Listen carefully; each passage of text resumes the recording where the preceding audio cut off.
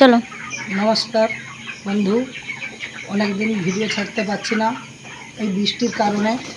তো একটুকু আমাদের এই ফার্মে আজকের আবার নতুন ভিডিও ছাড়বো।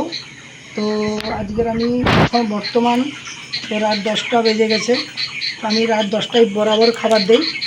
জলটা চেঞ্জ করা হয়, এই অটো ড্রিঙ্কারের জলটাই চেঞ্জ করা হবে আজকে।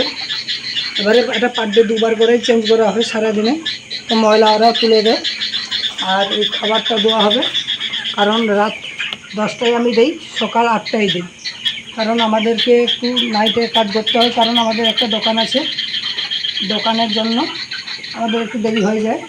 তো খাবার আমাদের স্টক আছে, বৃষ্টির জন্য খাবার বেশি করে দিয়ে দিয়েছে। আজকের এই খাবার দেবো, খাবার ভরা হয়ে গেছে বালতিতে। তো বাচ্চা যেমনই খাবে সেই রকমই পরিমাণটা খাবারটা দিতে হবে।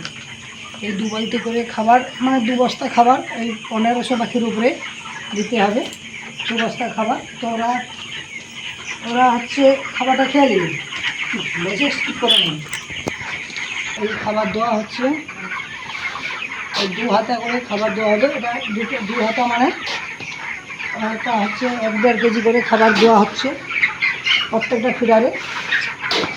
এই ফিডারে খাবার দিলে ওরা সারা রাত্রি খাবে। এবারে কারেন্ট যদি থাকবে সবসময়, যেন কারেন্ট না থাকলে ইমার্জেন্সি ব্যবস্থা করা হয়ে আছে। ইমার্জেন্সি ব্যবস্থা করা হয়েছে, আমাদের সোলার আছে নিজস্ব, সোলারে কারেন্ট দেওয়া হয়, কোনো সময় কারেন্ট আমার যায় না। এবারে খাবারটা দেওয়া হচ্ছে, বন্ধ করে দিচ্ছি আমি, কখন না লিটার যেন ঝরঝরে থাকে। ধানের তুষ আছে, একবারে সুন্দরভাবে ঝরঝরে আছে আমাদের।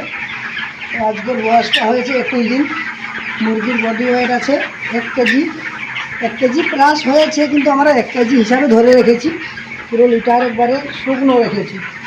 এই বর্ষাকালে লিটারের সমস্যাটা বেশি হয়, লিটারটা ভিজে যায়। তো ভিজে গেলে একটাই জিনিস করবেন, এই যে বাজারে যে চুনের বস্তা পাওয়া যায়, 1 বস্তা চুন নিয়ে আসবে, নিয়ে আসে জল দিয়ে হালকা গুঁড়ো করে নেবেন। এবারে চুনের সঙ্গে মারলে এটা কিন্তু ফরফরে হয়ে যাবে, তো গ্যাসটা भी থাকবে না। আমাদের भी মারা হয়ে আছে, তো আমাদের আবার একটুকু অনেক জায়গায় জড়ো হয়েছে। তো ওটা আবার কালকের আমি চুন দেবো। চুনটা দিলে ওটা কিন্তু ফরফরে হয়ে যাবে। তো ব্লিচিংটা কিন্তু মুরগি চলাকালীন দেবেন না। তো ব্লিচিংটা দিলে অনেকটা সময় মুরগির এফেক্ট হইতে পারে, কারণ ওটা ডাস্ট। ওটা ডাস্ট ওদের যদি নাকে ঢুকে তো ওরা হচ্ছে হাঁচবে। আর চুনের গুঁড়া খুব সাবধানে দিবেন, মুরগিকে একটু খেদিয়ে করে দিবেন। মুরগিকে খাবারে না যেন চুনের গুঁড়াটা পড়ে, তাহলে ওদের নাক জ্বলবে, ওরা ঠান্ডা লাগার মতো সর্দি আসবে। তো এইটা হচ্ছে আমাদের মূল কথা। তো এই লিটারের সবসময় জন্য ম্যানেজমেন্ট করতে পারলে মুরগির কিন্তু কোনো অ্যামোনিয়া গ্যাসের দ্বারা ওদের জল জমা হবে না, মুরগি বডি ওয়েটটা ভালো হবে। তো এই যে নেটটা চারিধারে কিন্তু ঝাড়াঝাড়ি করে রাখবেন, কোনো কারণে ফাঁদ না যেন থাকে। ফাঁদ থাকলে তাহলে যে হাওয়া বাতাসটা পাবেন না। ফ্যান লাগানো আমাদের অ্যাডজাস্ট ফ্যান লাগানো হয়ে আছে। এই অ্যাডজাস্ট ফ্যানের জন্য আমাদের এই যে অ্যামোনিয়া গ্যাস যদি সৃষ্টি হয়, ওরা এই অ্যাডজাস্ট ফ্যান লাগানোর জন্য আমাদের পুরো এটা টানে এলো। এই হচ্ছে আমাদের ফার্ম। পাখিরা আপনারা দেখুন 21 দিনের বয়স, কিন্তু পাখিরা আজকে সুপারভাইজার স্যার এসেছিলেন।